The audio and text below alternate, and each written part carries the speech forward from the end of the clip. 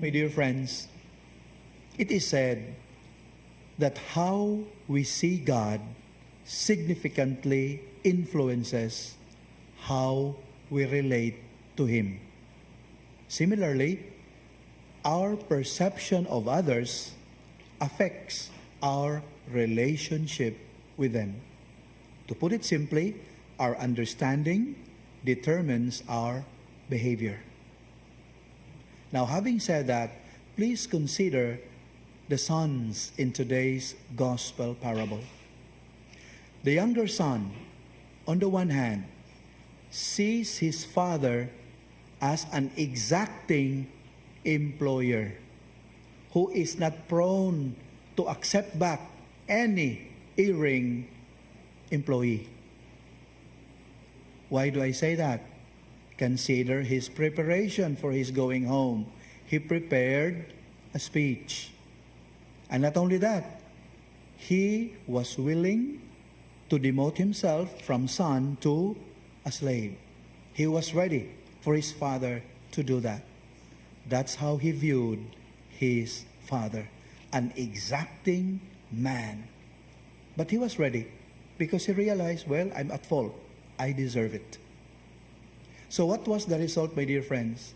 This younger son miserably fails to see the immensity of the magnanimity of his father, which is described in the first reading as the incomparable mercy and love of God. The older son, on the other hand, sees his father differently.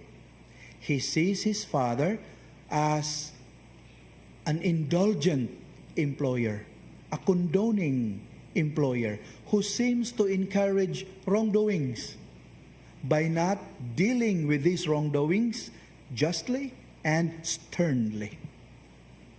Proof? He no longer called his brother as his brother, but your son, anak nimo. Wa na sa mingon ang akong igsoon nga nakasala, kundi anak nimo. See? And as a result, he is filled with bitterness, resentment. And that resentment blinds him to a very wonderful reality in his life. Unsa man kana siya, that everything his father has is his. Something nga wala ma-assured ngadto sa nasayop ang iyahang manghod. Di na gid mahitabo nga everything his father has will go to his younger brother. That will never happen because of the decadence of his brother. But for him who tried to be righteous all his life, that was assured him. Everything his father has is his. Pero wa na niya makita.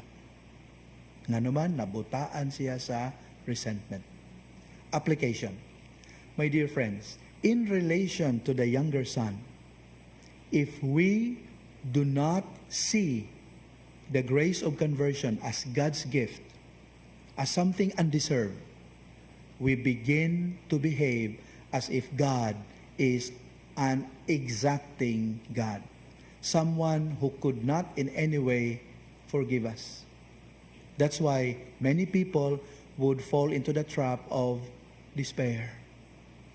They see their fault so big that God's love can never in any way embrace him or them back.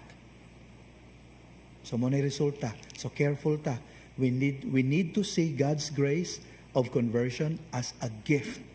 All we have to do is not to deserve it, because we will never deserve it. All we need to do is to humble ourselves and accept such a gift, a gratuitous gift from God. In relation to the older brother, what's the lesson? We should never forget we are all sinners. We are not exempted from sinfulness. We have to acknowledge that we too have squandered our heavenly inheritance. Lain-lain nag-degrees. Ang uban ginagmayra atong sala, pero uban dinagko sa lain lang. But nonetheless, all of us have fallen short of the glory of God.